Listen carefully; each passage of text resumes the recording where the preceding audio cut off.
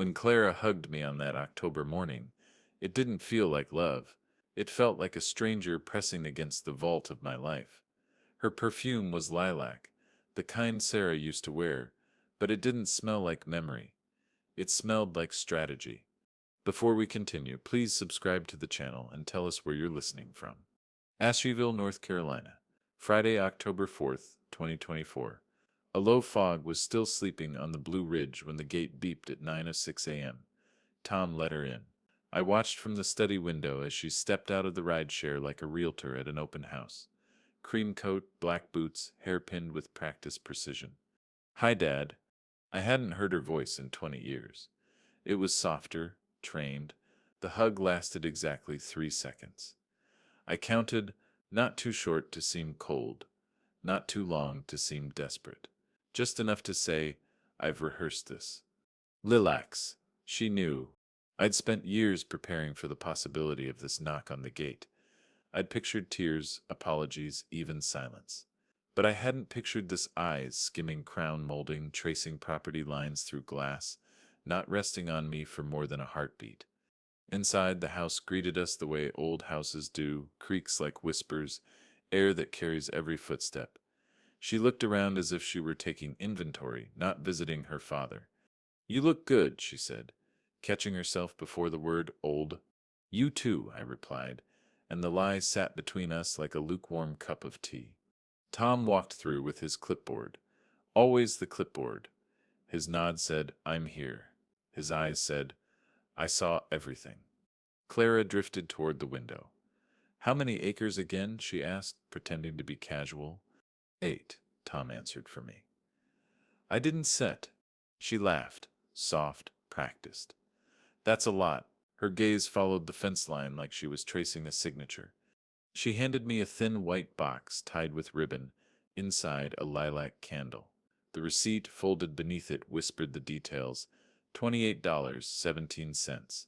Haywood Street, 10:03 a.m. I slid it into my back pocket. People reveal themselves in receipts. We sat at the mahogany table. She rested her fingertips on the grain like she was already memorizing where her things would go. "I thought of Mom," she said. "Did you?" My voice came out steady. It had years of practice. Lilacs were Sarah's scent, the kind that clung to hallways long after an argument, the kind that lingered the day Clara walked out at 15, following her mother's half-truths like breadcrumbs. "You should sell," she said, glancing at the window. "This kind of property doesn't set stay cheap. It sets a seller sits fall." "I am not selling," I said. She tilted her head like I said something naive. "Dad, you could live anywhere, somewhere easier." I poured tea. She took hers without asking how I take mine, honey, no sugar, like muscle memory. But the way she held the cup was new, careful, polished. Her phone lit up on the counter, bright white square against the wood. I didn't have to lean to read it. Buncombe County property. Look up parcel search. I excused myself to the downstairs bathroom. In the trash beside the sink, a cream business card peeked out like a secret that hadn't decided whether to stay hidden. Caldwell and King Realty. Annette Pryor, in neat blue pen. "Call me recomp on Riverside. AP, date, April 24th, 10. A faint coffee ring. I slipped the card into my pocket. Ran the faucet a moment longer than needed. Not for cleanliness, for clarity. Back in the kitchen, she was on the porch. "You should let me help," she said through the screen. "With bills, appointments, all of it. You shouldn't have to do this alone." This, a small, dangerous word. We shared lunch that wasn't set. Really lunch? Crackers, apples, cheddar. The kind you eat when talking is the real meal. She told me about therapy, healing, a marketing job that sounded as vague as smoke, and a man named Victor she swore wasn't sat the point. She touched my wrist when she said, "I just want time with you, not money." It might have sounded real to anyone else, but I've learned to listen for the things people don't say, like the quiet hum behind a wall where wires hide. Tom came in from the yard. "Fence crew can come Monday," he said. "You want me to book CM?" "Monday," I said. He gave me a look, one of those quiet ones that remembers everything. At dusk, the mountains bruised into purple. The porch light buzzed on as Clara lowered her voice on a call. I caught fragments through the cracked window. You is stir on track. Not yet. He sets fine. I pushed the door open just enough to make the hinges squeak. She hung up like a child caught near an open cookie jar. Work, she said. Everything is always on fire. I prefer the quiet between alarms, I said. She went to the guest room early, claiming jet lag from a 90-minute flight. I stood in the hallway listening to a stranger breathe in my house.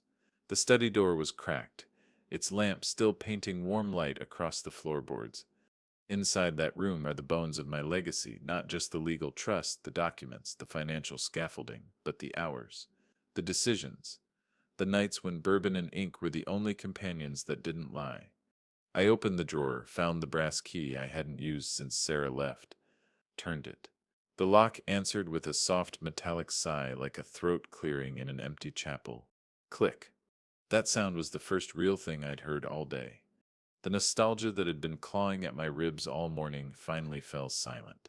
In its place came something sharper, calculation, cold and honest. She thought I was a softened man, a father with tired bones and a vulnerable will. She thought I'd forgotten how to read subtext. She thought this house was just a house. She didn't know it's a fortress. She didn't know the man she hugged was not the man she left behind, and she had no idea how ready I had been for her. Lilacs again. The scent was already living in the walls by morning. When I came down at 6:42 a.m., she was sitting at the breakfast table in the same cream coat, sleeves rolled, stirring coffee like she owned the quiet.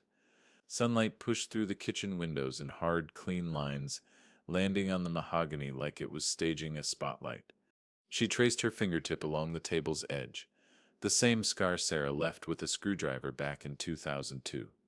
Some memories never fade. They just get auctioned off in silence. You always wake up this early? She asked. Always. She smiled like she predicted that answer. It's beautiful here in the mornings. Peaceful. Peaceful. She used the same word she'd used yesterday. Rehearsed lines never breathe right. She pushed the sugar toward me, though I've never taken it. We should talk about the future, she said, like a CEO opening a meeting. I want to help. I want us to build something together. I let the words hang in the air like smoke. The gate log on the tablet by the fridge blinked its digital blue. A quiet fact she didn't think I'd check. I swiped the screen. Entry, 11:48 p.m. Exit, 11:49 p.m. Return, 2:16 a.m. She hadn't just gone for a walk. She's gone scouting. I poured coffee, let the bitterness sit on my tongue like iron. You went out last night, I said casually. She didn't blink. Couldn't sleep, just walked down the driveway. 3 miles round trip. In boots. At midnight. In October mountain fog.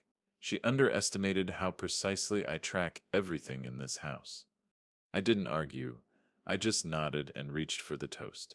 Silence is a currency. She didn't know I was rich in it.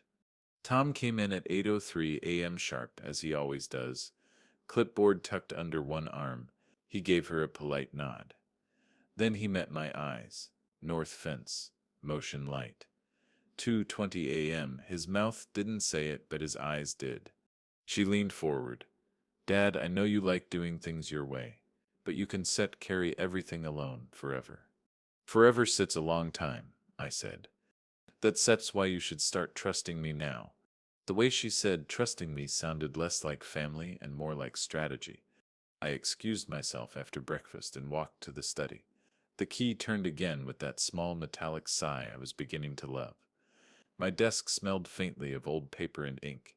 I opened the bottom drawer, the one that carries 20 years of insurance policies, legal filings, and the 2019 trust amendment. 2 signatures, 1 notary, 1 iron wall she couldn't breach. I ran my finger over the embossed notary stamp, the date March 19, 2019. Independent trustee. Springing POA requiring 2 capacity letters, not 1, not a whisper of confusion. 2 certified, dated, filed. Cold, elegant law. Exactly what I needed. When I stepped out, she was standing in the hallway, pretending to admire the oil painting of the creek. Her phone screen went black the second she noticed me. "Beautiful," she said. "It is." She followed me outside. The air was crisp. Mountain air always feels honest, even when people aren't set. "You know, Dad, I've been thinking," she said, "about moving back here. Maybe I could help with the house." "The house doesn't it need help?" I said. "You do." There it was. Soft landing manipulation. She coated it with sugar, but I could taste the steel inside. I looked at her, really looked, same eyes as her mother, same tilt of the chin when she thought she had leverage. "You think I've been alone too long?" I said. She didn't deny it. She smiled. "Maybe I have," I added. She leaned closer like a predator smelling the first drop of blood. But here's what she didn't know. I've spent decades studying what people do with silence. They either fill it with truth or with their plan. Clara filled it with the soft hum of her phone as she texted someone whose name she'd never say out loud. Not yet. By late afternoon, I sat on the porch with Tom watching the light shift down the hill. He wore the same flannel he's had for 8 years. Good fabric never lies. She asked about the acreage again, he said. "When?" "Right after breakfast." "And the old barn." "And if the creek runs year-round?" "She sits not here for me, Tom." "I know." Tom's loyalty has the quiet weight of something earned, not given. He was there the day I signed the first trust documents. When Sarah tried to bleed me dry in mediation, he's seen me rebuild from dust. He doesn't flinch anymore. "You think she knows?" he asked. "Not yet, but she sips circling." The kitchen smelled like lilacs when I came back inside. A fresh candle, this time lit. She was sitting at the counter, hair tied back, laptop open. Realtor websites and county property maps lined the screen like a confession. She snapped it shut when she saw me. "Hey, hey." I opened the fridge. Cold air. Honest air. "Do you remember the last time you were here?" I asked. She tilted her head. "I was 15. "You left through the front door," I said, "with a suitcase that was too big for your arms." Her throat tightened just enough to register. "I thought I was doing the right thing." "You did what your mother told you to do." She blinked hard. "I was a kid. And now?" She smiled, small and sad. But her eyes, they stayed sharp. "I want a second chance," she whispered. "She sups good. I said'll give her that. But so am I." At 10:12 p.m. When she finally went to bed, I opened the hallway cabinet and pulled down the gray lockbox, the one with the estate binder inside. Hale Trust. $31 million. Filed, structured, sealed tighter than any blood tie. Independent trustee. Evelyn Ross. Attorney of record, Mara Jennings. Triggers dual capacity letters. Contingencies, ironclad. It wasn't paranoia, it was insurance. Against days exactly like this. I slipped the binder back into its case, closed the latch. This house is mine because I built it. This legacy exists because I refused to die soft. And she's walking through it like a thief dressed as my daughter. I checked the gate log one last time before sleep. 11:48 p.m. She had gone out. 2:16 a.m. She had come back. Tom's note about the motion light was folded in my shirt pocket. As I lay in bed, the lilac scent bled under the door. It should have reminded me of Sarah. Instead, it smelled like trespass. I stared at the ceiling until the night thinned into that cold, lucid hour where plans begin. She thought this was about sentiment. She thought I was still the father she walked away from. She thought she could arrive with a hug and a scent and walk away with everything. But this time I wouldn't let love make me weak. This time I would let silence do the talking. The smile she gave me over breakfast wasn't a daughter's smile. It was a closing pitch. Tuesday, October 8th, 2024. Asheville air is thin in the mornings, like the world's holding its breath. She wore the same cream coat again, and something about that made the kitchen feel smaller. That coat wasn't comfort, it was costume. "I've been thinking about the house," she said, stirring honey into her tea. "You know how it seps too much for one person." I let her talk. Predators always narrate their hunt if you let them. She leaned in, elbows on the table, chin resting in her palm. You could sell, get a nice condo downtown. I could even help with the logistics. I set my cup down slowly. You set been busy. Her smile froze for a fraction of a second, just long enough to betray her. What do you mean? Realtors, county records, gate logs. A thin crack flickered in her eyes, then disappeared behind that practiced calm. I said I'm just curious, Dad. I haven't set been here in so long. I almost laughed. Curiosity doesn't leave at midnight and come back at 2:16 a.m. Curious, I repeated, letting the word taste bitter. Good to know. She dropped her gaze to the table, but her thumb moved on her phone under the wood grain like she thought I couldn't see. Mara Jennings' office has smelled the same for 20 years. Lemon polish, old hardwood in order. If my house is a fortress, her office is the armory. I arrived at 11:45 a.m. sharp. Myrrh doesn't like early. She likes precise. She looked up from a stack of motions. She's here, isn't she? No preamble. Just war footing. Yes. Mara leaned back. How bad? She sips, circling. I slid the realtor card across her desk like a bullet in an envelope. She didn't set even blink. Then we tightened the perimeter. She always speaks like strategy, not emotion. That's why she's still the only lawyer I trust. We freeze discretionary transfers for now, she said, flipping to the Hale Trust Index tab with muscle memory. Shift the liquid. Move the annuity. Lock the lines. Already? Before she finds a crack. By 5:12 p.m., the chessboard had changed shape. $1.2 million shifted into annuity. Discretionary distributions paused. Evelyn flagged the accounts. And somewhere in my house, Clara still believed she was dealing with a lonely old man who'd gotten soft. When I got home, the wind was restless, rattling the porch chairs like someone was sitting in them. Tom was on the steps, arms crossed. He's a man who doesn't speak unless the ground's moving. She went through the mail, he said. How do you know? Envelope from Wells Fargo was on the wrong stack. I nodded. Good eyes. He scratched the back of his neck. She asked if I knew where the old will was. There is no old will, that was the point. Only the trust, only walls she can't scale. Where is she now? I asked. Tom tilted his head toward the back porch. I didn't have to look, I could feel her through the glass. I left the decoy on the counter at 8:16 p.m., a blank envelope marked in my own handwriting. Will revision, October 12th. I didn't have to bait her with much. Greed has a way of sniffing out anything that even sounds like access. At 9:03 p.m., I heard the soft crinkle of paper from the kitchen. I didn't move, I just let the house listen. At 9:05 p.m., a drawer opened. At 9:06 p.m., my camera, the one tucked discreetly above the pantry door, caught her fingers tearing the flap. At 9:07 p.m., I took a time-stamped photo from my phone upstairs. She wasn't set even careful. Good. I walked downstairs at 9:15 p.m. as if nothing happened. She was leaning against the counter, the envelope tucked beneath the lilac candle like a guilty secret pretending to be decorative. Good night, she said lightly.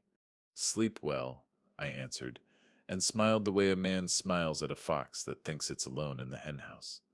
Wednesday morning, I drove back to Mara's office. 8:45 a.m. sharp. She bit, I told her.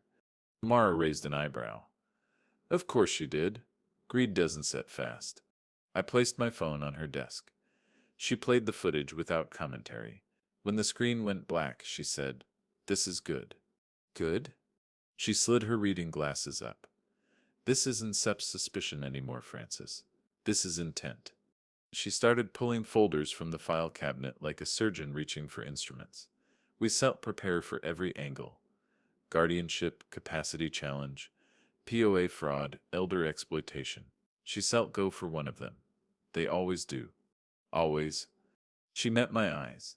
People who smell money but don't understand structure always try the easiest door. That night, I let the house settle into its usual sounds, creaks, owls, wind at the glass. Clara sat at the dining table, scrolling through her phone, pretending to be bored. I poured bourbon in my usual glass, the one with the etched lip that Sarah bought me for my 40th birthday. She used to call it the lawyer's glass. Appropriate. You okay? She asked. Never better. She watched me the way people watch locks they haven't figured out yet. I was thinking, she said. Maybe we should talk about what happens down the road. Down the road? You're not exactly, she hesitated, pretending to struggle with the word. Immortal, I offered. She laughed, too loud. I didn't mean it like that. Yes, you did, I said softly. She blinked. I took a slow sip. You are already thinking about what happens when I am gone.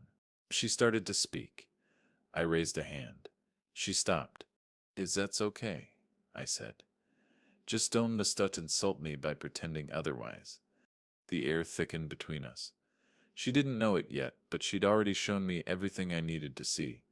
Around midnight, I walked through the house alone. My hand grazed the walls, the polished oak banister, the study door. These walls had held the silence for 20 years. Silence, unlike people, doesn't lie. I checked the envelope again, took a second time-stamped photo for redundancy. 12:01 a.m. Evidence isn't something you remember. It's something you keep. I sat on the porch steps with Tom and handed him the backup drive. Safe, he said. Safe, I answered. If she thought this was a game of words, she was already behind. This was a game of records, signatures, dates, and proof. The kind that breaks con artists long before a courtroom ever does. The next morning, Clara gave me that bright smile again, the one that looked good from far away and hollow up close. Morning, she said. Hair perfect, eyes sharper. Morning. She poured herself coffee like she owned the mug. You been quiet. I been listening. To what? To the way you move through my house. Her hands paused midair. Just enough for me to see it. Mara once told me inheritances don't get stolen in one big heist. Clara didn't storm in. She seeped through lilac scents and gentle smiles, through midnight walks and realtor tabs, through soft words wrapped around hard edges. But she forgot the one thing I learned the hard way. I never build anything that can be stolen. October 18th, 2024. The air bit colder that morning, sharp enough to make the porch boards creak like they had secrets to tell. That was the day the house changed shape. Not its walls or its windows, but its heartbeat. At 8:15 a.m., I changed the gate code, new sequence. 8,392. Only Tom and Mara got it. Clara didn't. She came downstairs wearing my late wife's old cardigan, the navy one with the frayed cuffs, like it belonged to her. Why isn't the gate opening? She asked, phone in hand. I updated the code, I said. Her face did a quiet flicker. Shock wrapped in politeness. Oh, she didn't say anything else, but her knuckles whitened around that phone like she'd lost the key to something she hadn't earned yet. Tom watched from the kitchen, his coffee mug tilted toward me, just enough to say, good move. That afternoon I opened a closet I hadn't touched in years. Back behind the cedar chest and Sarah's old boxes sat a dusty shoebox wrapped in electrical tape. Inside, a black plastic cassette deck. Panasonic, heavy, real buttons. No cloud, no passwords, no traceable metadata. She gave it to me when she was 14. Back when we still spoke in a language that meant something. I wiped the dust off the play button with the side of my thumb. North Carolina is a one-party consent state. Mara reminded me of that the day Sarah tried to drain the accounts back in 2005. You can record a conversation you're part of, and I would. I carried the cassette deck into the study, set it down on the credenza like an old soldier being called up again, slid in a blank tape pressed record. The soft click sounded cleaner than I remembered. She knocked on the study door at 5:02 p.m. sharp, same knock she used as a teenager. The rhythm of someone who doesn't ask permission, just warns you they're entering. You busy? She asked. Never too busy. I lied. She walked in like the house belonged to her, stopped at the bookshelf, trailed her fingers across the leather spines like she was measuring the cost of a life. This place, she said softly. You built something beautiful here. She leaned against the edge of my desk. Her voice was warm, but her fingers tapped the wood like they were calculating inches between trust and theft. Thanks, I said. My thumb brushed against the tape recorder behind me. Still rolling. She tilted her head. You know, if you ever can manage all of this alone, I could help. It would be good for both of us. Help, I repeated. That sip's what this is. She smiled. A clean, deliberate smile. I just don't want to lose more time. She said it like a daughter. But the tape caught everything. The pause, the way she scanned the room, the angle of her voice that tilted toward ownership. Later that night, I sat at the kitchen table with Tom, bourbon glass between us. He'd spent the evening outside, trimming the hedges and pretending not to hear her phone calls. She sips digging, he said. She sips already dug. Now she sips just mapping the tunnels. He nodded toward the study. You got it? I tapped the pocket of my jacket. Every word. She won this like that gate code. She doesn't said have to. Around 10:30 p.m., when the house had gone still, I rewound the tape. That sound, the whir of old spools spinning, used to fill nights in the early years after Sarah left. I'd record meetings, deals, a confession or two. I trusted tape more than people. The hiss bled into the room like static ghosts. Then her voice came through. You built something beautiful here. It wasn't just what she said, it was how she said it. Like she was standing in a vault, not a living room. You ever think about the future? She asked. Her voice had the soft edge of someone opening a window just enough to climb through. You know, if anything ever happened. The way she lingered on those words made the bourbon in my hand taste like rust. Friday morning, she found out about the new gate code for real. 7:11 a.m., her voice sliced through the hallway. Dad? The gate one asked open. I told you, I said, without looking up from the paper. I updated the code. You didn't tell me the new one. I folded the newspaper. I didn't set. Her eyes hardened. Just for a second. Long enough. You don't trust me. I met her stare. Should I? The silence that followed wasn't just awkward. It was tactical. She walked out, but her steps hit the floor heavier than usual. She wasn't used to locked doors. By noon, she called twice from her cell. First to a realtor, then to someone else. Male voice, I only caught the tail end through the cracked kitchen window. He one set sign. Just push it. Don't worry. I didn't have to hear the rest. Tom was stacking firewood by the porch. She's cornered, he said. No, I corrected. She thinks she sits cornered. That sits different. Cornered people get desperate. Desperate people make mistakes. I spent the evening in the study again. The cassette deck clicked softly as it recorded our second conversation, this time about her concerns.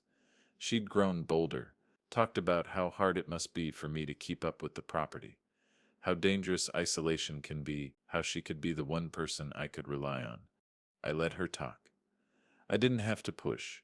Greed will always out itself if you leave the door cracked just enough. She didn't know about the backup recorder hidden in the drawer. 2 copies. Always 2. Tape 1 stays with me. Tape 2 goes in Tom's toolbox under the false bottom. Mara taught me that too. Never have just one key to your lock. That night, I sat on the porch after she went to bed. The moon was sharp, the kind of silver that slices clean through fog. The trees leaned in. The crickets stopped once, just once, like they were listening. I lifted the tape from the deck and held it up against the light. The reels glinted like quiet insurance. People lie. Paper can burn. Digital can disappear. But tape whispers forever. I slid it into the envelope marked October 18th and sealed it shut with my thumb. The wax seal was still warm when Tom stepped onto the porch. You got enough? He asked. Enough to end this before it begins. At 2:43 a.m., I heard footsteps in the hallway. Slow, careful. She was moving through the house barefoot, the way she did as a kid when she'd sneak down for cookies. Only this wasn't a child. This was a woman hunting for doors. The motion light near the study flicked on. I didn't move. I just listened. A handle turned softly. The lock held. The silence that followed told me everything I needed to know. The next morning, she walked into the kitchen with that too sweet smile. I think we should have dinner in town tonight. Just us.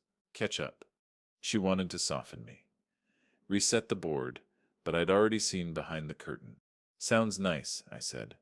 She smiled wider, but her eyes were measuring tape.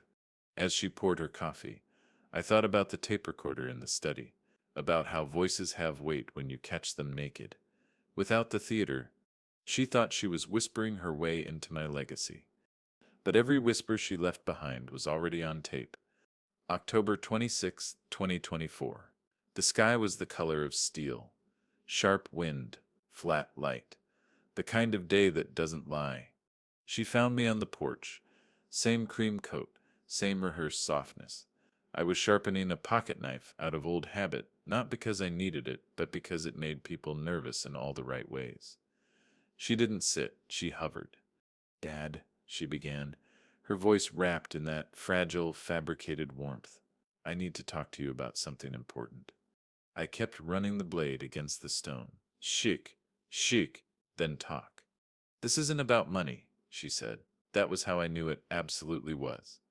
She sat down finally, sliding a neat stack of papers from her bag. Clean manila folder, tabs, pink pen marks circling signatures. Her preparation was almost elegant. What SEP's that? I asked. Power of attorney, she said. Soft, like she was saying I love you instead of I'm here to own everything you've ever built. She pushed the papers across the table like a dealer laying down a winning hand. Just in case something happens, she added. The phrase hung in the cold air like a hook waiting for a bite. I'd pictured this moment. The calm before the betrayal shows its teeth, and I'd prepared for it like a man who'd been burned once and learned to love the scar. I already have a structure in place, I said, voice steady. I know. I've seen how complicated it is. That's why this makes sense. It will make things easier. For who? I asked. Her eyes flinched. Just a flicker, then steadied. For both of us. She tried to smile, but her hands betrayed her. She tapped the folder twice, then adjusted her coat, then reached for her tea and didn't drink it. She was nervous. Good. Nervous people make sloppy moves. Victor says this is the cleanest way, she said, without meaning to. Her lips snapped shut too late. Victor, a name, a loose thread. For a single second, my hand twitched toward the pen. Not because I trusted her, but because somewhere beneath 2 decades of steel, there's still a father buried in me. One that remembers Sunday pancakes and laughter on the porch. One that remembers her running through the yard barefoot, shouting, "Higher, Dad, higher," as I pushed the swing. I almost signed. God help me, I almost did. But then I looked at her, really looked, and saw the flicker, that tiny, impatient spark that wasn't love. It was greed dressed as care. My hand stopped mid-air. Her pupils tightened. A flash of guilt, real, human, flickered like a match. Then it died. I leaned back slowly. No. She exhaled through her nose, trying to hide the shake in it. I just want to make sure you SEP.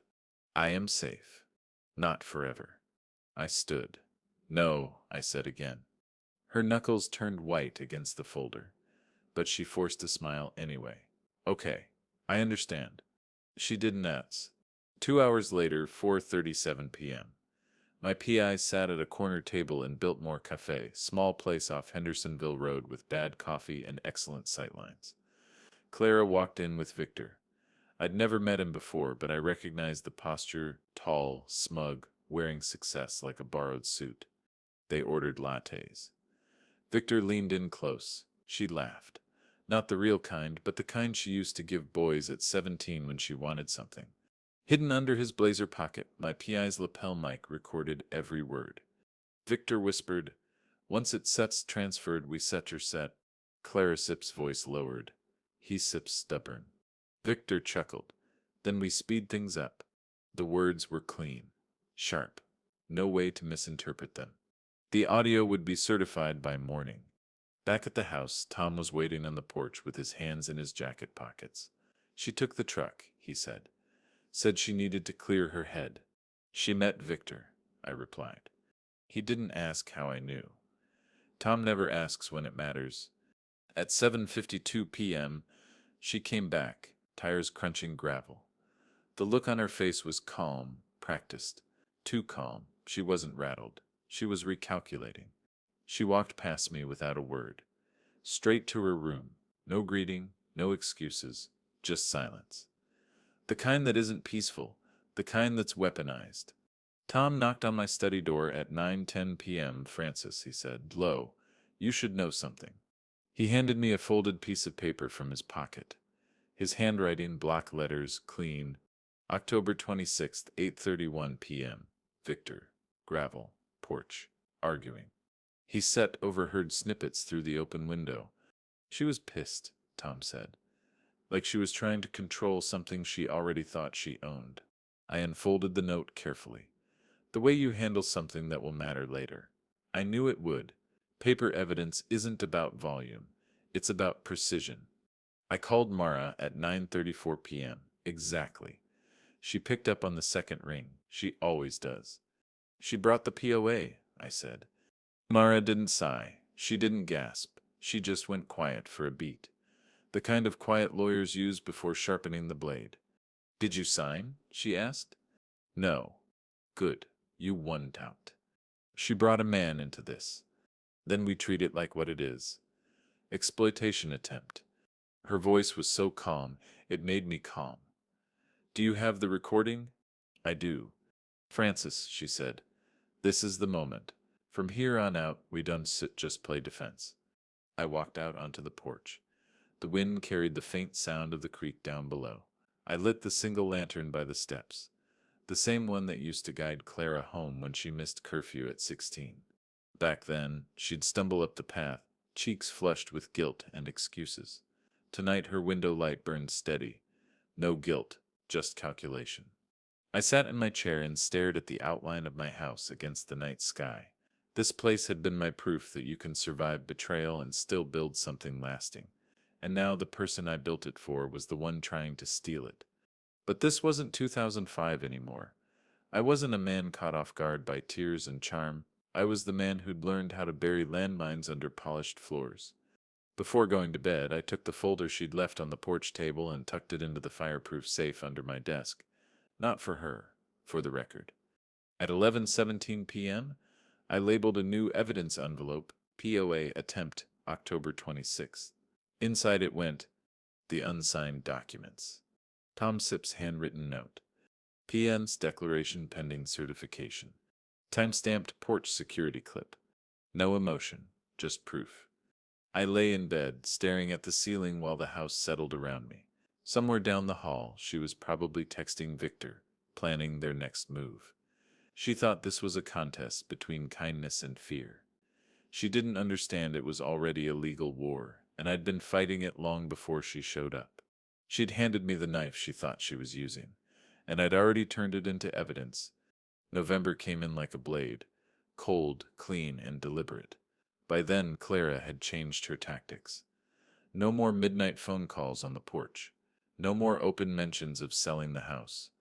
She'd gone soft again, the kind of soft that hides steel underneath. The brochures appeared on the kitchen counter one morning like weeds after rain.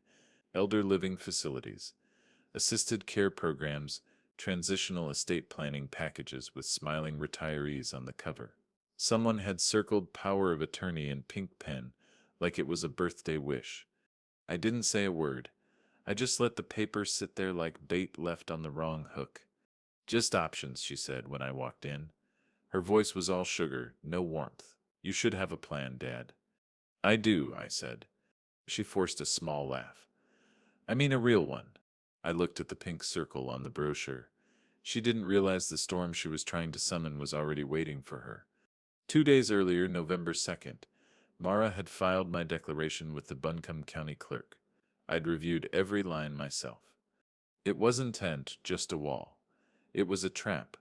October 28th, Dr. Klein Sipp's capacity. Letter, November 7. Neuropsych consult scheduled. Evelyn Dess's affidavit, bank impersonation flagged. Every step had a date, a name, a document. Nothing she did now could stick without crashing headfirst into a mountain of paper. I spent the next few mornings rehearsing my weakness. Tremors in my hands, soft voice, steps a little slower on the porch stairs. Tom played along, quiet, watchful, nodding when needed. Clara saw only what she wanted to see. "Are you feeling okay?" she asked on November 5th, brushing imaginary lint off my shoulder like a nursemaid. "I'm fine," I murmured, careful to let the syllables tremble just enough. She leaned in, all concern and calculation. "You should let me help, Dad. Just let me make things easier." I almost laughed. Predators always call it help. Evelyn called that afternoon. I was sitting in the study, tape recorder on standby. "She tried impersonating you," Evelyn said. Her voice was tight, not surprised, just disgusted. "Called the private client desk at the bank. Used your full account number. Asked about wire authorization." My thumb dug into the armrest, and she slipped, gave her own callback number. Our fraud team flagged it immediately. I pictured her holding that phone, smiling, thinking she was clever. She didn't know she'd just built me another wall, one with her name etched into it. "I need it all documented," I said. "Already done, time-stamped. Affidavit drafted." Evelyn never disappoints. November 7th was the neuropsych consult. Dr. Sheridan's office smelled like disinfectant and chamomile. Tom drove me. He sat in the truck outside while I went in. The test was routine: verbal fluency, recall, problem solving. I passed every section without strain. Sheridan signed the capacity letter in front of me at 2:46 p.m. sharp. I watched the ink dry. Evidence, not emotion. I folded the letter carefully into the inside pocket of my wool coat. That single sheet of paper was the lock on a door she'd never walked through. When I got home, Clara was already on the porch. Lilacs again. That scent clung to the November air like a lie pretending to be memory. She stood up quickly when she saw me. "You were gone a while." "Dr. Sepp's appointment," I said.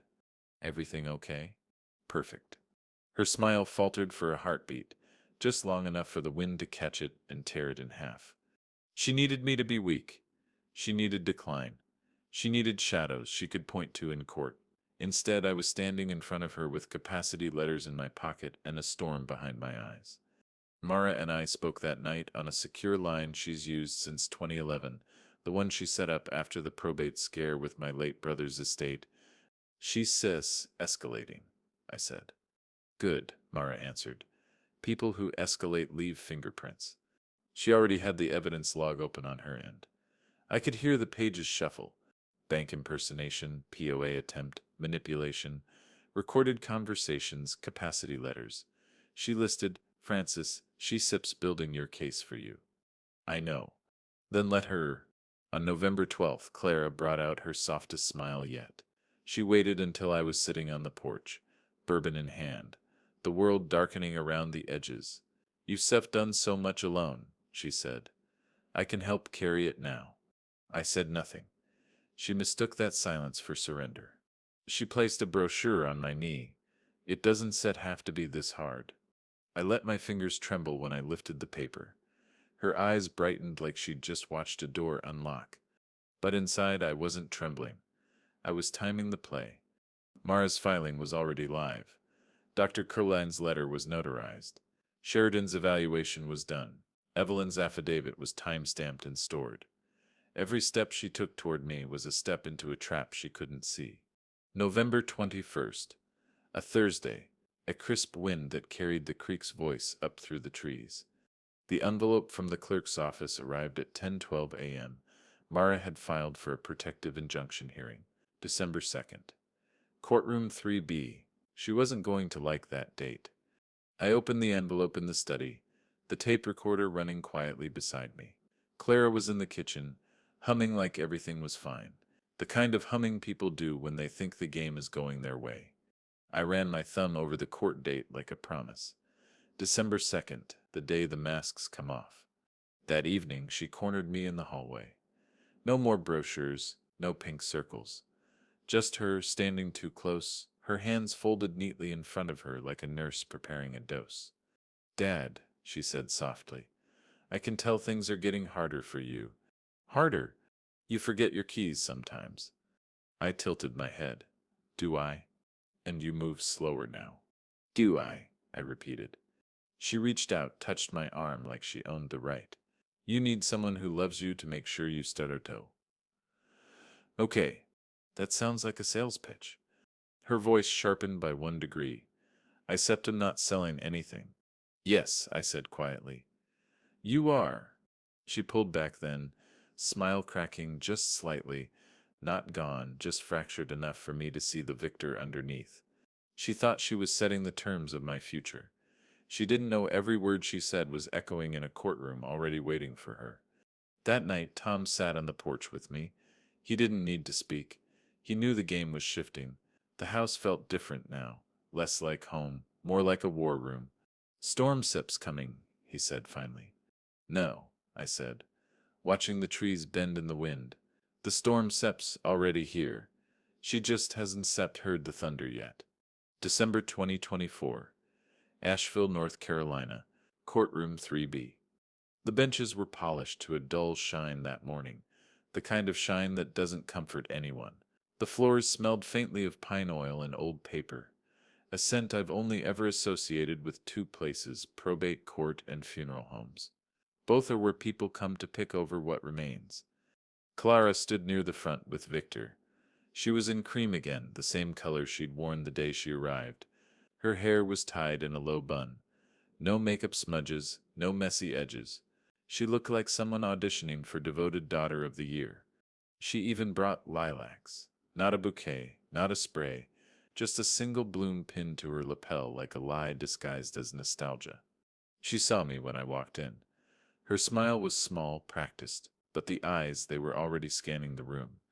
Measuring, counting, calculating. Tom was beside me in his best pressed shirt, the same one he wore when my wife's will was finalized back in 2006. Mara walked just behind us, her heels making deliberate, unhurried clicks against the tile. Evelyn was already seated in the back row, file box under her arm like a quiet weapon. The bailiff called, Case 24, E927, Hail Protective Injunction Hearing. The words hung in the air like a starting gun. The judge was a woman in her late 50s with silver hair pulled into a neat twist. She had the kind of face that didn't move much, the kind that hears everything, believes nothing, and signs only what can stand on its own in court. Perfect. Mr. Hale, she said, nodding toward me. Yes, Your Honor. Miss Hale, she said next, giving Clara a level look. Yes, Your Honor, Clara answered with the practiced ease of someone coached well. And she had been coached. Victor stood 3 feet behind her, tie too sharp, smile too thin. I've seen men like him in courtrooms before, opportunists who mistake proximity to money for ownership of it. Let sense begin, the judge said. Clara stepped forward first. Of course she did. Her voice cracked just enough to sound real. I just want to protect my father, she said. He Sep's vulnerable alone. Sep's seen signs of decline. Forgetting things, losing track of days. He refuses help. Sep's just trying to keep him safe. I let her talk. I'd been letting her talk for weeks. Every lie she'd rehearsed was just an echo bouncing toward its own wall. She reached into her bag and pulled out brochures, elder care facilities, highlighted sections, pink pen, her evidence, her story. Your Honor, she said softly, Sep's not asking for much, just power of attorney, guardianship if needed, so I can ensure Sep's protected. It was a good performance. Almost flawless. Almost. Mara rose slowly. She doesn't rush. She doesn't posture. She's the kind of lawyer who lets silence walk ahead of her like a weapon. Your Honor, she began, we respect the court Sep's time, which is why Sep brought receipts. Not tears. She opened her folder with a sound that cut clean through the room. Exhibit a Dr. Klein Sippis medical capacity letter, dated October 28th. Mr. Hale is fully competent. No cognitive impairment. She laid it on the judge's desk with surgical precision. Exhibit B, neuropsychological evaluation from Dr. Sheridan, dated November 7th. Independent, peer-reviewed. No deficits, no diagnosis. Paper met wood like a gavel. Exhibit C. Certified audio recordings of conversations between Mr. Hale and Miss Hale, legally obtained. North Carolina is a one-party consent state. She handed over the USB drive, chain of custody paperwork attached. Exhibit D. Recorded conversation between Miss Hale and Victor Mitchell, obtained by a licensed private investigator at Biltmore Cafe on October 26. Mara glanced at Victor briefly. His jaw tightened. Exhibit E. Affidavit from Evelyn Ross, financial advisor documenting an attempted impersonation call to Mr. Hale Sepp's bank account on November 2nd. Clara Sepp's knuckles went white. Exhibit Fitch.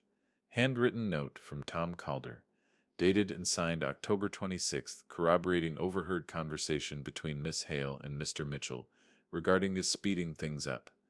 Tom didn't flinch when her eyes shot toward him. The judge leaned back slightly. You Sepp brought quite a lot. Yes, Your Honor, Mara said. We prefer paper to speculation. The clerk moved forward to collect the stack. It made a sound like a book slamming shut. The judge nodded at Mara. Proceed. She clicked the small speaker on. Clara's voice filled the courtroom. You Sepp built something beautiful here if anything ever happened. The recording carried every tilt, every sugar-coated word. The kind of voice you'd expect over a bedside table, not a courtroom. Then Victor Sepp's whisper, once it Sepp's transferred, we Sepp's tree Sepp. The judge's pen, a black Mont Blanc with a gold band, froze in midair. Clara's jaw tightened. Victor looked down at his shoes. Mara didn't look at me. She didn't need to. We'd rehearsed this like soldiers. Your Honor, this is not a case of a concerned daughter. This is a case of a calculated, premeditated financial exploitation attempt. And my client, she nodded toward me, prepared for this long before it began. She laid down the capacity letters. The PI affidavit, Tom's note. Legally, methodically, and with precision. The judge turned toward Clara. Miss Hale, do you deny making these statements? Clara's lips parted, but no sound came out. Her throat bobbed once, twice. She looked at Victor. He didn't move. Smart. The sharks always swim away when the blood they smell is their own. Miss Hale, the judge said again. I was just worried, she finally stammered. I was trying to help. Victor was just... But the judge cut her off. The recordings are clear. The courtroom got quiet in that way. It does when truth stops dancing and starts standing still. Mr. Hale, the judge said, looking at me now, do you wish to make a statement? I stood slowly. My cane was set for support. It was a message. I met Clara Sepp's sighs, and for a moment the years between us collapsed into that porch swing, those pancakes, the girl I used to know. But then I remembered her whisper at the cafe. Once it Sepp's transferred. My daughter came back after 20 years, I said. My voice didn't shake. She didn't ask about me. She asked about the property lines. She didn't ask how I had been. She asked how many acres I owned. She didn't hug me like a daughter.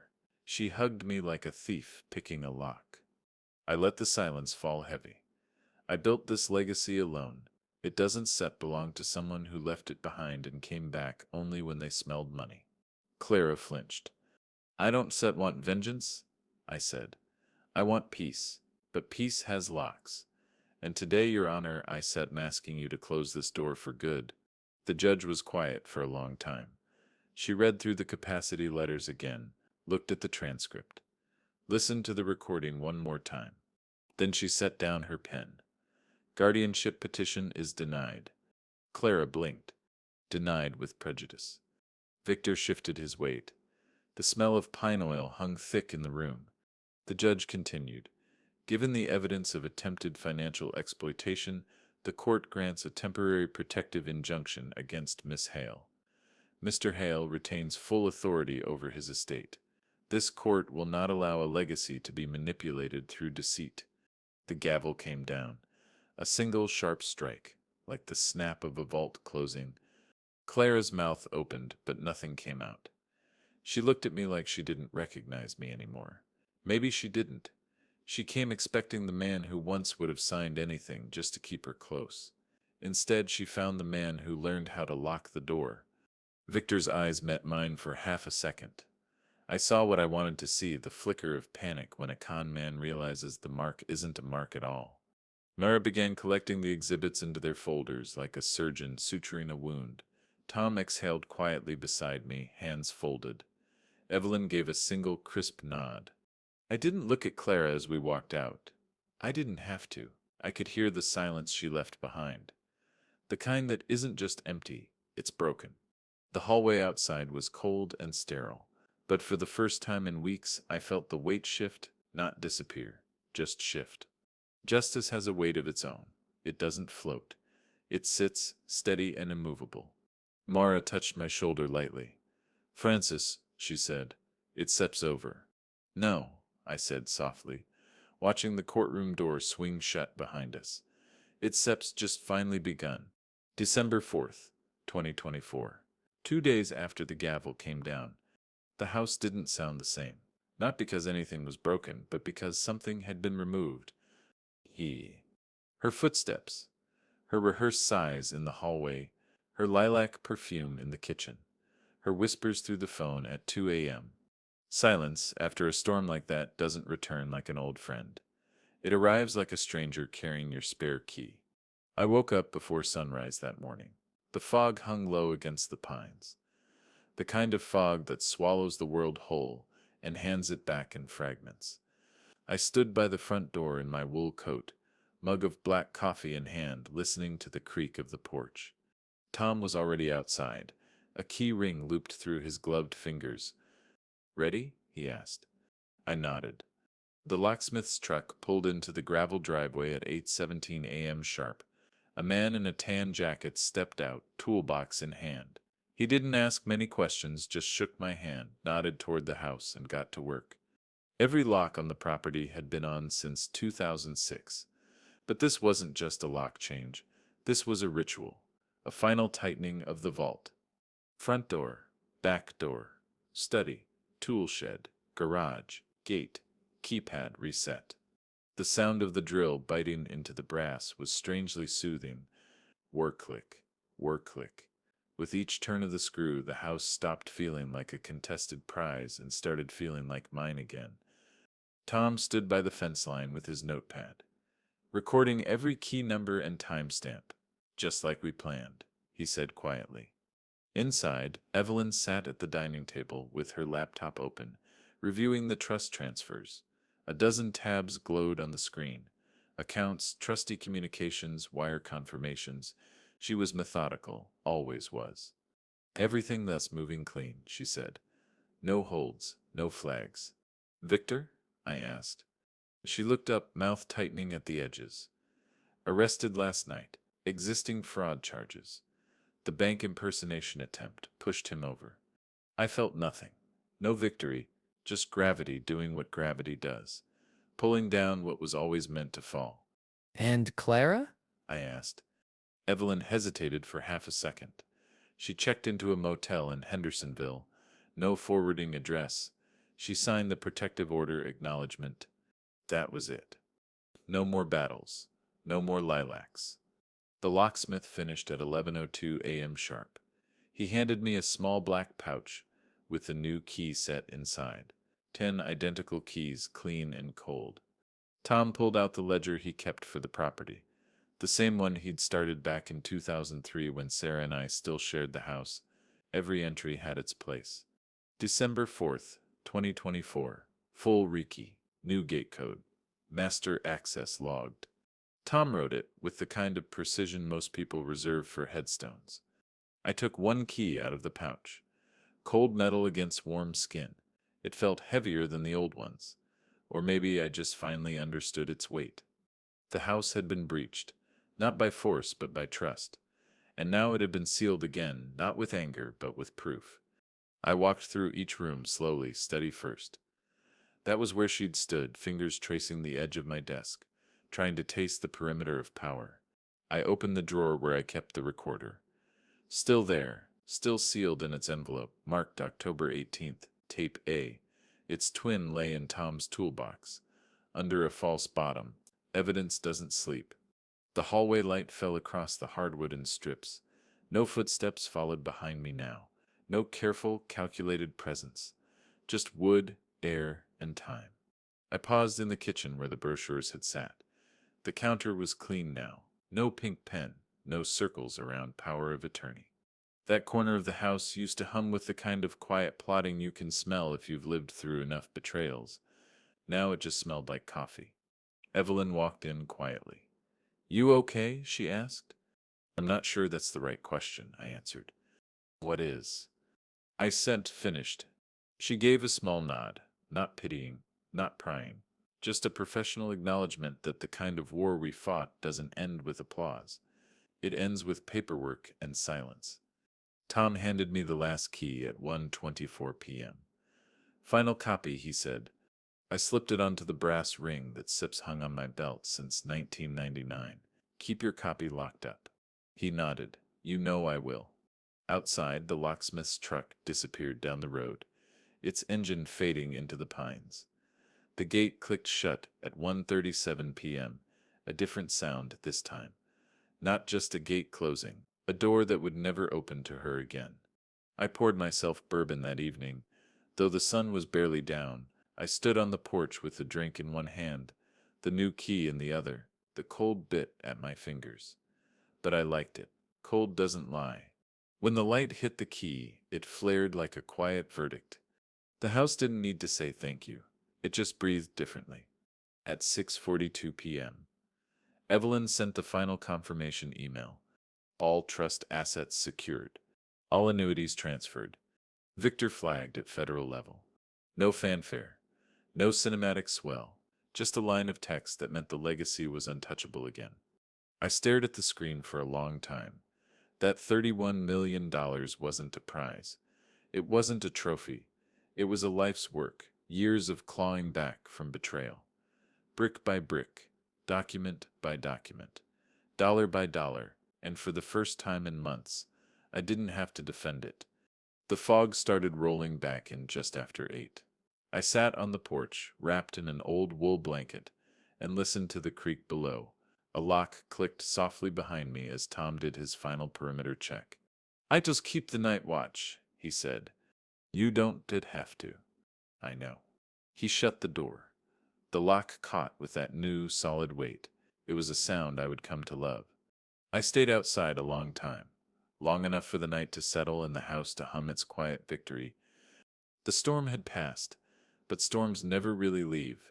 They just leave behind new locks, new scars, and a silence that belongs to the ones who outlasted it. December 12th, 2024. The courthouse steps were slick from the overnight rain. Water dripped from the eaves of the old sandstone building, leaving dark streaks on the concrete. Asheville winters are like that, quiet, gray, and damp enough to make everything feel slower. The final hearing wasn't about theatrics. There was no press, no crowd, just a few rows of benches, a judge who'd heard enough, and the remains of a war that was already over before we walked into the room. Clara was there, of course, not in cream this time. She wore black, sharp, expensive. The kind of outfit people wear when they want to look like victims who accepted their fate. Victor wasn't. He'd been arrested on existing fraud charges. Federal, a warrant was waiting for him when he tried to leave the state. His absence filled the room like an echo. Tom sat to my right, shoulders straight as a fence post. Evelyn to my left, calm, professional, her file box half the size of the one from the first hearing. Mara didn't bring a single extra sheet of paper. She didn't need to. The bailiff Sep's voice echoed. Case 24 E927. Permanent injunction and final guardianship ruling.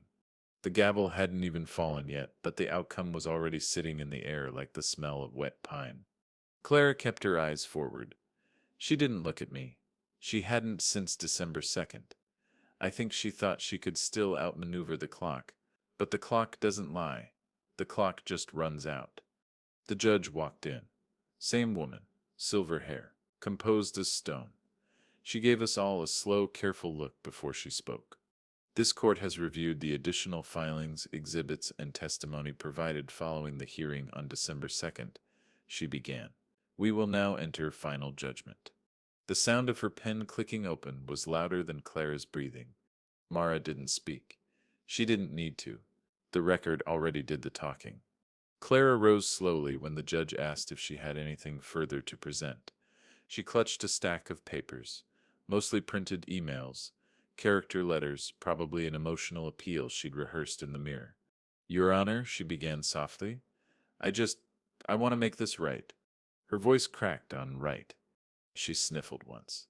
Not a tear, a tactic. I made mistakes, she continued.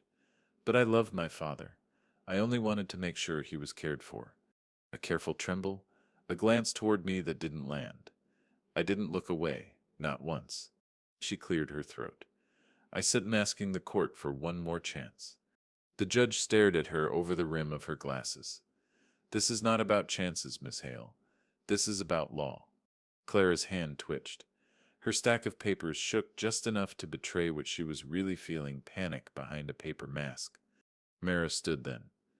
No flourish, just quiet certainty.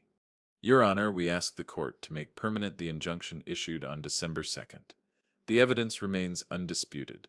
There is no legal basis to revisit guardianship or to grant any additional access to Mr. Hale Sipp's estate. The judge nodded. She'd already read everything twice. It took less than 12 minutes. 12 minutes to finalize the battle that took her 20 years to set in motion. The judge Duff's voice didn't just rise, didn't just break. She just read, slowly and clearly, permanent injunction is hereby granted. Guardianship petition is denied with prejudice. All claims by Miss Clara Hale are barred under this docket. Miss Hale is prohibited from acting in any fiduciary capacity for the estate of Francis Hale, effective immediately. The sound of the gavel was cleaner this time, not sharp like a blade, heavy like a door closing for good. Clara didn't cry. She didn't scream. She didn't beg. She just stood there, still, small, and suddenly out of moves. The performance was over. The audience was gone, and the only thing left between us was the distance she built herself. Tom exhaled next to me, slow and even. Evelyn checked her watch. Mira closed the file folder with a precise snap, and I sat very still, because winning doesn't always feel like winning. Sometimes it just feels like silence. When we walked out, the rain had started again, a steady drizzle that soaked through my coat collar. I didn't care. Rain has a way of washing away the noise of other people's lies. Clara followed a few paces behind, carrying a leather bag that suddenly seemed too big for her. She stopped at the top of the courthouse steps. For a moment I thought she might say something. Anything. She didn't. She just looked at me. Not with love, not even hate. Just recognition that the story she thought she'd written wasn't hers anymore. She turned and walked down the steps, black heels clattering against wet stone. No one followed her. Evelyn stepped closer. Congratulations, she said softly. I shook my head. This isn't set a victory. No, Mara said, stepping in beside her. It sets justice. Tom added, same thing sometimes. That afternoon we met back at the house. No celebration, just paperwork. Mara finalized the injunction copy and left it in my safe. Evelyn verified the last of the transfers for the scholarship fund. Tom updated the ledger to reflect final lock changes, legal filings, and injunction status. Evelyn looked at me over the rim of her glasses. It sets airtight, she said. She can set touch a single cent. Good, I replied. And I meant it, but I didn't smile. The house felt different again. Not lighter, just quieter. The way a field feels after the fire's been put out. At 7:14 p.m., I sat on the porch with a bourbon in hand, the injunction papers tucked in the inside pocket of my jacket. The rain tapped against the railing, a soft, steady rhythm. People expect verdicts to feel like applause, but the truth is they sound more like this: rain on old wood, breath in the cold, the faint creak of a chair settling under your weight. The legacy was safe. The locks were closed. The war was over. But I wasn't celebrating. I was remembering every moment that got me here. The lilac scent, the forged smile, the pen I almost picked up, and the silence after the gavel. When the porch light flicked on, Tom stepped out with his jacket pulled tight. "She's gone," he said. "I know. You okay?" I let out a slow breath. "Yeah, just tired." "Good tired or bad tired?" "Real tired." He nodded and went back inside. The door clicked shut, the new lock caught like a promise. Justice isn't loud. It doesn't cheer for you, it just sits there steady, a cold metal key in your palm. And that's enough.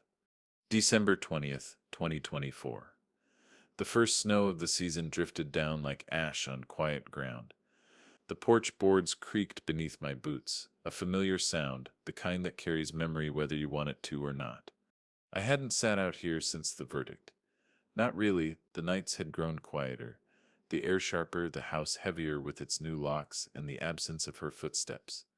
This porch has heard everything. Arguments, secrets, promises. The slow cracking of trust. It heard Sarah leave back in 2005. It heard Clara's first steps as a child. It heard her lies 20 years later. And now it was hearing nothing. And that silence was louder than any shouting ever could be.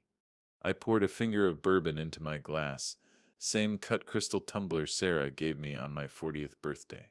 There's a small nick on the rim from when I dropped it once during a thunderstorm years ago. I used to think about replacing it. Now I think about how scars make things real. The night air cut through the porch, biting against my hands. I didn't mind. The cold doesn't lie. It's one of the few things left in the world that doesn't pretend to be kind.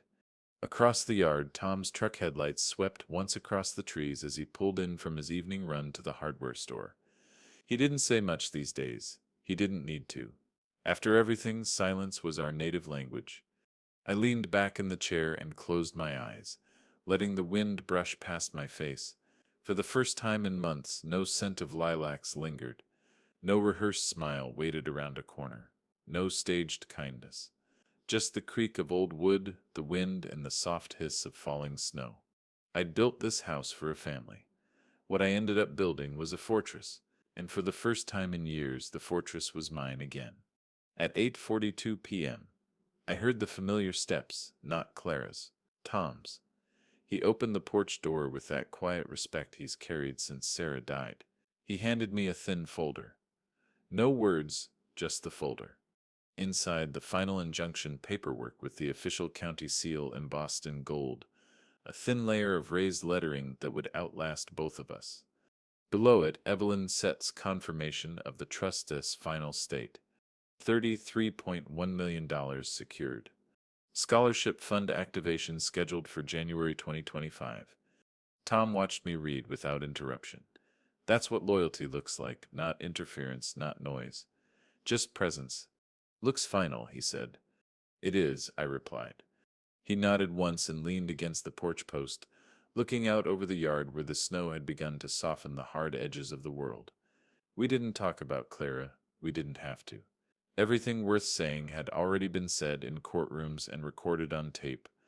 A barn owl hooted somewhere in the trees, a sound I'd grown used to over the years. Owls don't lie either, they just wait and watch. Tom finally spoke, voice low. "She sips not coming back." "I know.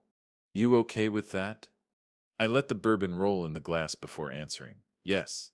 "Good," he said, and walked back inside, the door clicking behind him with the soft assurance of a new lock. I stared at the tree line, at the fence she once leaned on when she first arrived with that cream coat and a smile rehearsed for strangers. I remember the way she asked about the acreage, the way she tried to smell weakness before she saw it, and the way I almost believed she'd come home for me. Almost. The mind is cruel like that. It keeps the porch lights on for ghosts long after they've left. The snow picked up, flakes tapping against the porch rail. The sound reminded me of the first winter Sarah and I spent here, before the money, before the lawsuits, before the trust documents, and the springing POA and the decades of preparation. Back when this house was just a house. But the thing about time is this. It doesn't erase anything. It just teaches you how to live with the edges. At 9:17 p.m., my phone buzzed with a single text from Evelyn. Final confirmation received. Scholarship fund is locked in. No contest possible. Below that, a line she didn't set need to write, but did anyway. She can sit, touch it, Francis. Not now. Not ever. I stared at the message for a long time before sliding the phone face down on the armrest. Some victories are so clean they don't leave room for applause. Just breathing. I took another slow sip of bourbon. The glass didn't shake this time. My hand was steady. Not from triumph. From knowing that what I built was still standing. I whispered it then. Not to her, but to the porch. The house, the cold air that had been my only honest witness through it all. You didn't lose me, Clara, I said softly. You gave me away. The words didn't echo. They didn't need to, they just sank into the wood like a truth that had always belonged here. At 9:38 p.m., the wind shifted, carrying the creek sound up through the trees. A single light burned through the window behind me.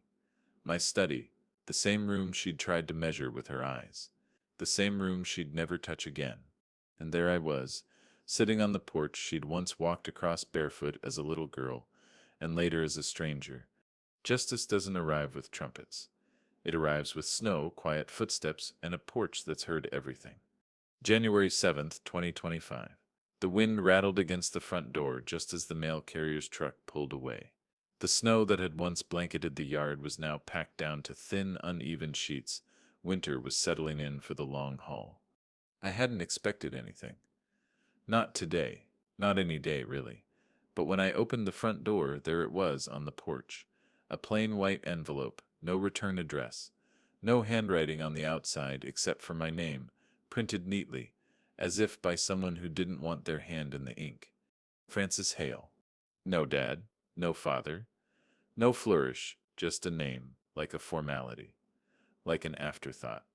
I stood there for a moment with the cold air pressing against my back, holding the envelope between my thumb and forefinger. The porch boards creaked beneath me, just enough to remind me this house never forgets who crosses its threshold. I took the envelope inside and placed it on the kitchen counter, next to the old radio, the same counter she had circled like a shark when she thought she could own this place. The same counter where the pink pen had marked out power of attorney like a wish list. The paper was cool to the touch. Thin, weightless, a ghost, wrapped in stationery. I didn't open it right away. Instead, I poured a cup of coffee, black, no sugar. That's the thing about silence. It demands ceremony. You don't rush through moments like this. You let them breathe, stretch, sit beside you like a presence that doesn't speak. The clock on the wall ticked softly. 8:03 a.m. The house was still. When I finally slid a letter opener beneath the flap, the sound was crisp like fabric tearing in church pew quiet. Inside was a single photograph. It was our wedding photo. Sarah in her ivory dress, sunlight catching the lace on her shoulders. Me in a navy suit, hair darker, face softer, still believing in the idea that family meant permanence. Clara was just a baby then, cradled in Sarah's arms, wrapped in a white blanket with blue trim.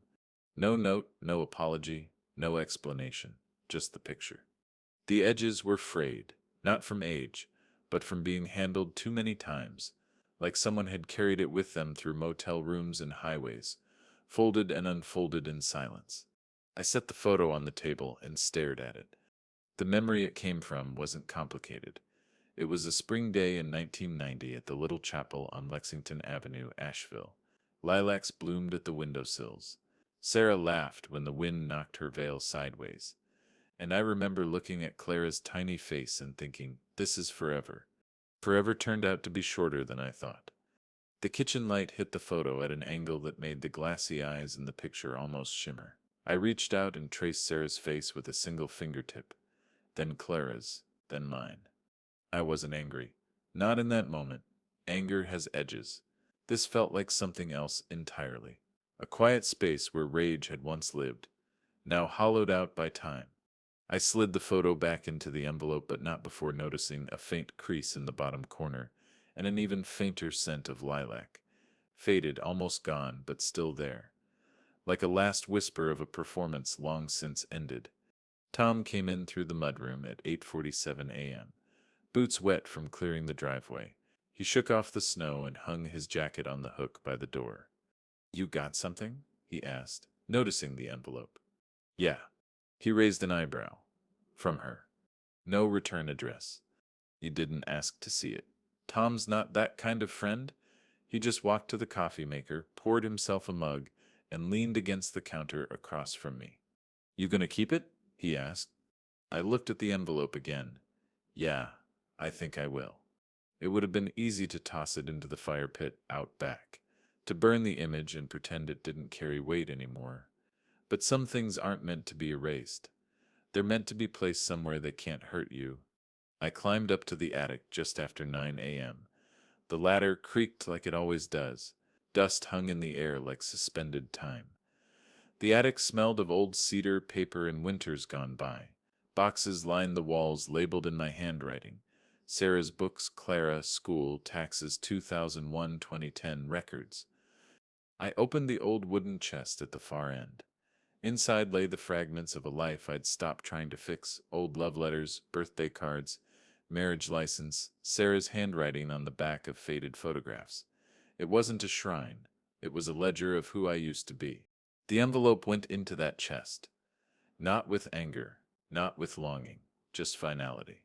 I closed the lid slowly, the latch catching with a soft click that sounded almost like punctuation. Back downstairs, Tom was sitting at the kitchen table, boots tapping lightly against the tile. He didn't ask where I'd put it. "She'll probably never send anything again," he said. "Probably not." "That okay with you?" "It is." And it was. Because forgiveness isn't about forgetting. It's about filing things in the attic of your life where they can't run the house anymore. Later that afternoon, Evelyn called. Not about Clara, about the scholarship fund. The activation date had been confirmed for the second week of January. She spoke in her usual clean, crisp tone, the way someone does when they're used to sealing deals, not opening wounds. "It's SEP's happening, Francis," she said. "Every dollar she tried to take is going to open doors for someone who SEP's never had one." I closed my eyes. "Good," I said, and I meant it. After the call, I walked out to the porch. The snow was falling again, thin and steady, coating the world in something that almost looked like peace. I thought about that photo upstairs, not as a weapon, not as a wound, but as a record, proof that something existed once. Proof that I wasn't crazy for remembering it. The porch creaked beneath me. The air bit at my skin, and somewhere far away I thought I heard the faint sound of a car pulling onto the highway. Maybe hers, maybe not. Either way, it didn't matter anymore. Some legacies are loud. Others are just what remains when the noise fades. And I learned something else. Some ghosts don't need to be exorcised. They just need to be filed away in a box in the attic where they can rest in the quiet. March 27th, 2025. Spring arrived the way it always does in Asheville, quietly without asking permission. The frost had lifted from the fields, the creek ran a little louder, and the dogwoods outside the gate had started to bloom pale white. I was sitting at the kitchen table with the window cracked open, the smell of wet earth pushing through the house. For the first time in a long time, the air didn't carry weight. It carried space. The house no longer felt like a fortress. It felt like a home again, mine and mine alone. Evelyn called just after 9:12 a.m. She doesn't waste words. She's spent 2 decades with me, and by now she knows I value precision more than poetry. "Francis," she said, "the fund cleared this morning. All transfers final." I leaned back in the chair and let the words settle. "What sits of the number?" 33.1 million, she replied. "We set her officially live." There it was. The number she had tried to touch with soft hands and hard lies. The number she'd thought was hers to pry loose. The number I'd spent decades defending. The irony wasn't Zet lost on me. Clara wanted that money to buy control, to rewrite history, to make me small so she could feel big. And now every single dollar of it would belong to someone she'd never meet. The Hale Scholarship Trust. The name was hers once, or at least she thought it would be. But now it was mine to give away. and I gave it gladly. I walked to the study and opened the drawer where the first trust draft was written in 2019. I still remember the night I signed it, pen against paper, Mara beside me, Evelyn double-checking every clause. Independent trustee structure. Springing POA. No direct family control. Cold law wrapped around warm memory. I ran my thumb along the edge of that document. It wasn't just a legal safeguard. It was a line drawn in ink and iron. By 10:07 a.m., the local paper had already run the headline online. Silent donor funds full-ride scholarships for first-generation students in North Carolina. The article didn't name me, of course. It wasn't meant to. I never wanted my name attached to the gift. All it mentioned was a quiet trust from a local benefactor. $33 million dollars and a program that would open its doors to hundreds of students over the next 20 years. I sipped my coffee as I read the piece. Every word felt like a small act of reclamation. Clara would never know their names, but those students would know freedom. And that, to me, was enough. Tom came in around 10:30, boots knocking against the porch with their usual weight. He carried 2 paper bags from the farmer's market, eggs, coffee beans, and a loaf of sourdough. "You see the headline?" he asked. Grinning just a little, I did. Hell of a way to spend $33 million. "It's not spending," I said. "It's planting." He set the bags down and leaned against the counter. "You think she's seen it yet?" "I don't know." "You care?" I took a slow breath. "No." It's strange how peace doesn't arrive with fanfare. It's not a brass band. It's the soft clink of a mug on a table. The way the wind moves through a house without resistance. It's knowing the legacy you built can't be stolen, can't be bent, only passed forward. At noon, I drove down to the edge of town, to the little brick building where the scholarship board would meet for the first time that afternoon.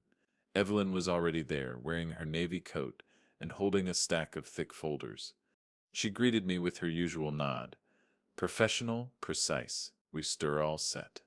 I stepped inside and saw the table laid out, nameplates for the board members, draft press packets, and a single empty chair with a small plaque that read, "Founder Anonymous."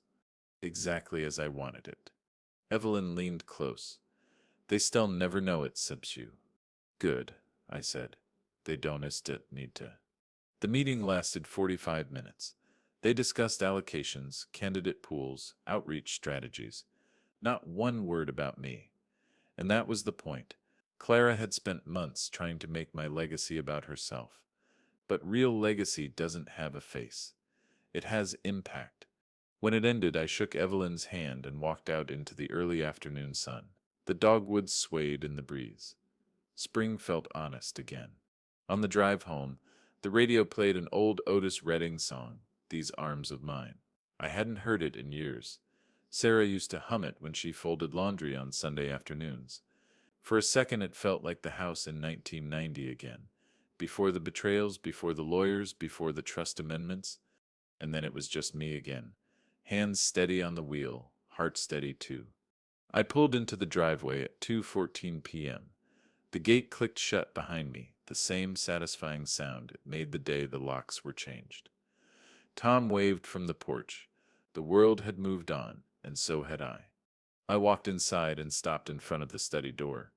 On the wall opposite the desk hung the same photo Clara sent me, now framed in a plain black frame. I didn't hang it out of sentiment. I hung it as a reminder. What was lost doesn't define me. What I build does. I poured a small glass of bourbon, walked out to the porch, and let the spring wind touch my face. The creek was louder now, freed from the winter freeze. The pines rustled softly. It was the kind of afternoon that doesn't beg to be remembered, but stays with you anyway. Somewhere out there, Clara was living with the weight of her choices. And here, in this house, my legacy was living without her. I took a slow sip, the glass steady in my hand. "You can try to steal from me," I said quietly, to the trees, to the house, to the past itself. "But you can to steal what I choose to give." And I meant every word. Spring light spilled across the porch like a soft verdict. No applause, no gavel, just the sound of a life reclaimed. Justice doesn't always wear a black robe. Sometimes it wears dogwood petals and smells like wet soil. And revenge. The real kind, the kind worth living for, isn't loud. Except's quiet. Ironic, with interest.